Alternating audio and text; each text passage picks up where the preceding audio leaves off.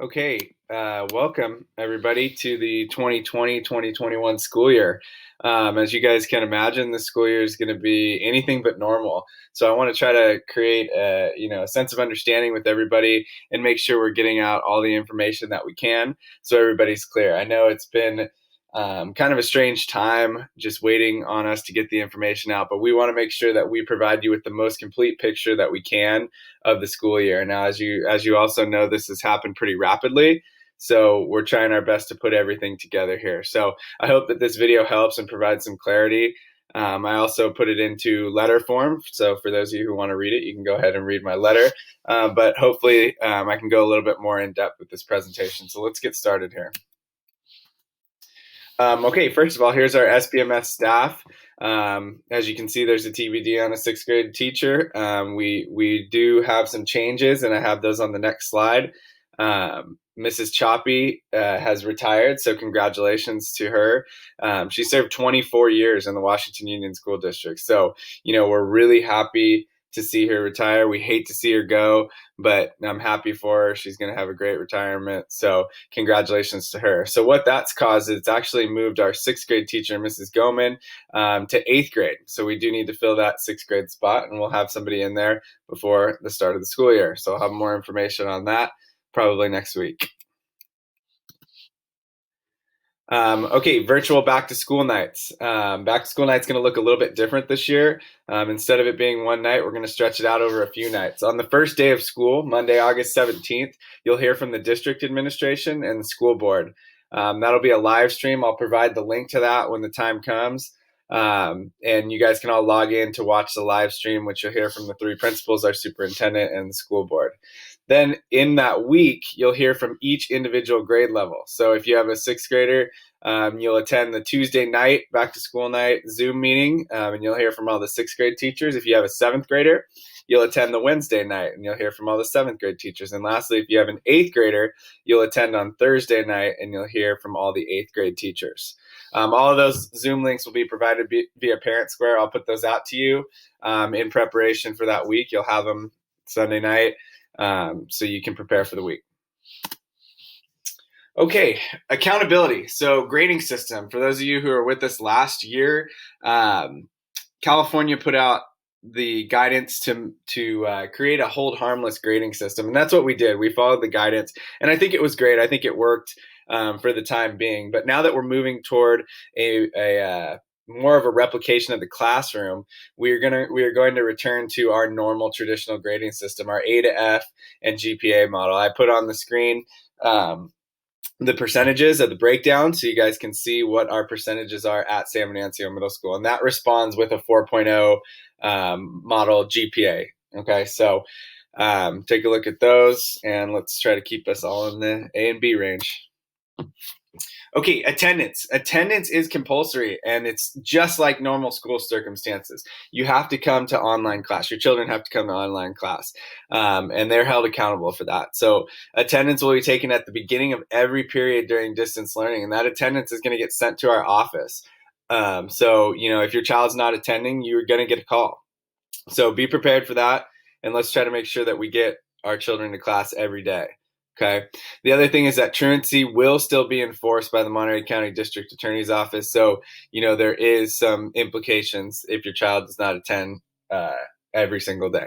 Okay. Now, having said that, if your child's sick, too sick to, it's a little bit different at this point, but too sick to take part in classes, call the school and we'll take care of that. Okay. So just let us know. Just communicate. If you guys are going on vacation, you need to leave somewhere, and your child doesn't have access to school or the computer, then just let us know. Okay, it'll work in the same exact way that it would in a normal school year.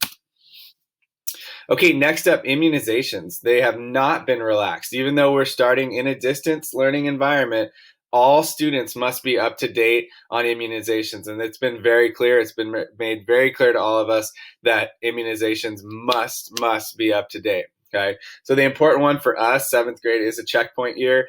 7th grade students must have their TDAP completed. Okay. So I know Mrs. Roggio, our health aide, is going to be reaching out to many people to make sure that that's all done. So please get that done by the start of school. Okay, a little bit about technology, which becomes crucially important during our distance learning phase here. So all students must have a device at home. At school, we require a Chromebook. If you're going to bring your own device, it has to be a Chromebook. But at home during distance learning, that really doesn't matter. You can use any device that can access the internet and use Zoom. Okay, so it could be a MacBook, it could be any type of laptop. Doesn't have to be a Chromebook at home. Now, when we return to school, the bring your own device must be a Chromebook. Okay, and we're still going to go by that because we need to be able to manage those at school. At home, we don't have any rights to manage your device, so make sure that just make sure it's a working device that can access the internet for now. Okay. Secondly, students must have access to their Google account. All returning students have access to a Google account. If you forgot your password, students, email me and I can reset the password. It's very easy for me. Just shoot me an email from a personal account or have your parents shoot me an email and I will change your password immediately. Okay, so just let me know about that. New students, I will be in communication with parents of new students with login credentials for their new Google account. Okay? It's very important that we get that to you. That is going to be the way that students participate in distance learning. They're going to have access to Google Classroom, email, and other things inside the Google Suite that are going to allow them to take part in distance learning. Okay. If you're receiving this, you have access to Parent Square. That's the next thing on my list. If you don't, if you have a spouse or somebody else that does not have access to Parent Square, please let me know. That means we do not have them in our school information system. And if you would like them in our school information system, please let me know and we can get them added. Okay.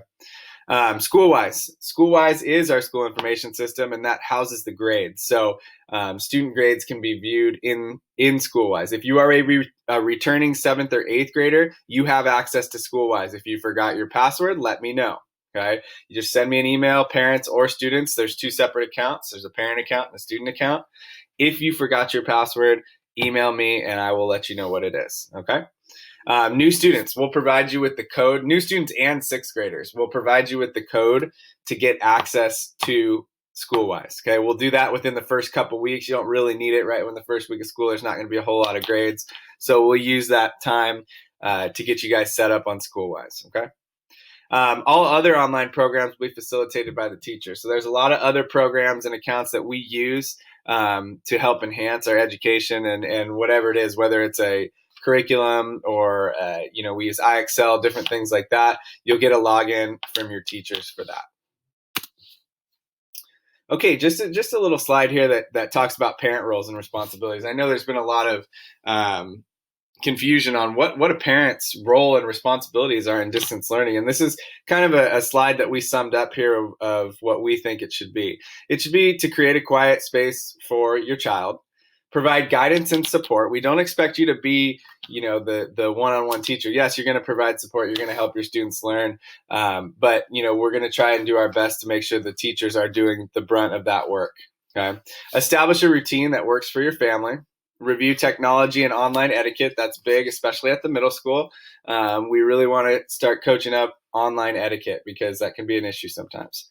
Ensure regular attendance. Like I said before, attendance is compulsory, so we have to make sure that our kids are in school. Okay, and ask for help whenever you need it. I'm here. We have plenty of people who are willing to help you during this time. Okay, if you need a Chromebook, I know some people need a Chromebook. We do ask that you only take a Chromebook if it's necessary because we are not one-to-one. So we cannot provide a Chromebook for every student. So we please only ask that if you take a Chromebook if it's necessary for your family. Now, having said that, if you do need one, the pickup will be on Thursday and Friday, and they'll run from 9 to 2. You just need to come into the office, wear a mask, please, and Mrs. O'Mary and I can make sure you get a Chromebook checked out on those dates. Okay, so if you have any questions about Chromebooks, shoot me an email. Okay, textbook pickup. This is our other challenging issue here, getting textbooks to all of our students. Luckily, most of our textbooks are consumable, so we don't have to number or organize them. They just get a copy, students get a copy, and they can take it and it's theirs for the year. There is one book, our history book, which is hardback and needs to be cataloged. So our textbook pickup for all grade levels will be on Thursday, Friday, and Monday. Okay, and that will run from 9 a.m. to 2 p.m. again. All supplies must be picked up no later than Wednesday, August 19th. We want to make sure all students have their supplies and their books for the beginning of the school year. Okay. Now, the other thing that I wrote in the letter portion is that if you need to have a family friend, whoever it may be, pick up your books, we just ask that you give me or Diana written notice. So send us an email just saying, hey, so-and-so is going to pick up our books, just so we can know and track who gets their books. Okay. So if you can do that for us, that would be great. Okay, a little bit about scheduling. I know this is the big question. So cohort model scheduling. Students are going to be grouped into cohorts that they stay together with for all of their academic classes. The reason for this is because it allows us an easy transition to hybrid if and when we return to hybrid scheduling. So what will happen at that point is they'll be grouped in cohorts of 28. Those 28 students or so, maybe it could be about 26 to 30 at the most. They'll be cohorted and they'll all stay together for their classes. Usually we run like a traditional middle high school model where students have 5 different classes and they have different kids in every class. That won't be the case. We'll stay with the same group of kids for all the classes. Okay? And when we return to hybrid, we'll be able to split that cohort in half and be able to socially distance in the classroom. Okay. So we do say that families will be kept in the same cohort. We want to make sure that families are kept in the same cohort, and we'll make that work. Oops, skipped one here.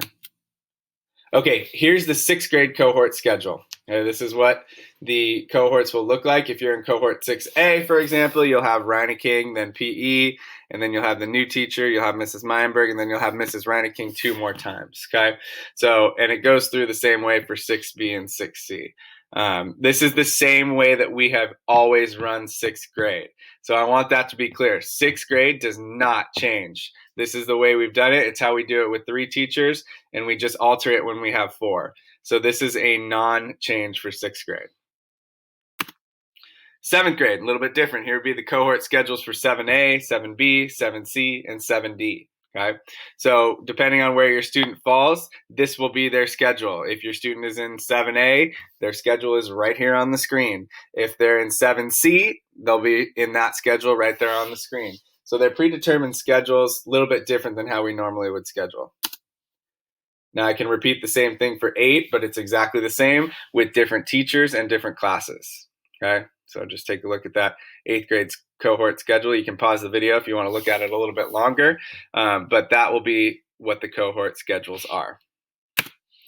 Now, most importantly here, our daily bail schedule, and let me walk you through this. On Monday, there'll be a short check-in for all 6 classes. Let me reiterate that this is all live. Okay, this is a synchronous schedule to which your student will be expected to be on Zoom and learning with their teacher during these time frames. Okay, so on Monday we start every day at 8:30, and on Monday they will have all 6 periods in a 30-minute block. Okay, this will be a time for front loading and check-in. We want to front load, and by front load I mean the teachers are going to work on preparing the students on what's going to be learned throughout the week. Okay, so the 30-minute blocks allow the teachers to explain, kind of prepare for the week, and get the students ready to go. So they'll run through all their 6 classes, and in their last 30 minutes they'll have an advisory. They'll be assigned a teacher, and during that 30 minutes that one teacher can check in with them once a week, see how they're doing, make sure everyone's on track, and go from there. Okay. Now, in Tuesday through Friday, we move to a block schedule. Okay. Now, we will have 3 classes per day, and each of those classes will run for 1 hour, and they have a 15-minute break in between. As you can see, the first class runs from 8:30 to 9:30. Okay. So that'll be period 1 on Tuesday and Thursday, and on Wednesday and Friday, that will be period 2. Okay. And these periods will correspond with the schedule that your child gets. Okay. What cohort they're in. Okay, and then we have a 15-minute break, and then from 9:45 to 10:45 on Tuesday and Thursday, we have period 3, and from 9:45 to 10:45 on Wednesday and Friday, we have period 4. Okay, now the last period starts at 11 and goes till 12 o'clock, and on Tuesday and Thursday, it's period 5, and on Wednesday and Friday, it's period 6.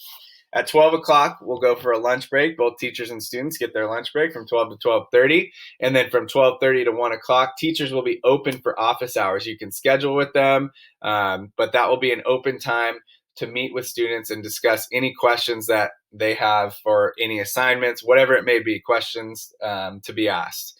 1:30 to 2:30, the teachers will be scheduling, or you can request to have your teacher meet with you one-on-one. Okay? During that time, it's a great opportunity for students to meet with them one-on-one, get individualized help, and make sure we're on the right track. Okay, and then lastly, from 2:30 to 3:20, the teachers will be preparing for the next day. Okay, so that's the daily bell schedule that we'll be looking at. And keep in mind, this is all synchronous. Okay, this is 3 hours worth of synchronous work per day. And the last hour will be provided asynchronously. That can be kind of described as homework, right? So if we have 1 hour per class, you'll have 20 minutes of quote unquote homework per day. Okay. That's really all I have for this presentation. I hope that provides some clarity for the upcoming school year. First of all, I want to thank you all for your patience. Like I said in the beginning of this PowerPoint, this has been a difficult time, an incredibly difficult time, having to change back and forth with learning models. But we're going to do what we're going to do. And like I said in my letter, it's all about how we look at it, and it's all about our attitude. So if we take this with a positive spin, then it's going to be positive for our students, and it's going to be successful. So if you have any questions, send me an email. That's the best way to get a hold of me. You can call me and call the office and try to get a hold of me there. But generally speaking, email is the best way to get a hold of me. If you want to schedule a call, I would request emailing me, and we can schedule a phone call. I understand that. I like talking to people on the phone too. So, but the best way to do it would be email me. Hey, can you call me? And I'll give you a call right away. So, thank you, and enjoy your last week of summer. And I look forward to seeing all of our students back online.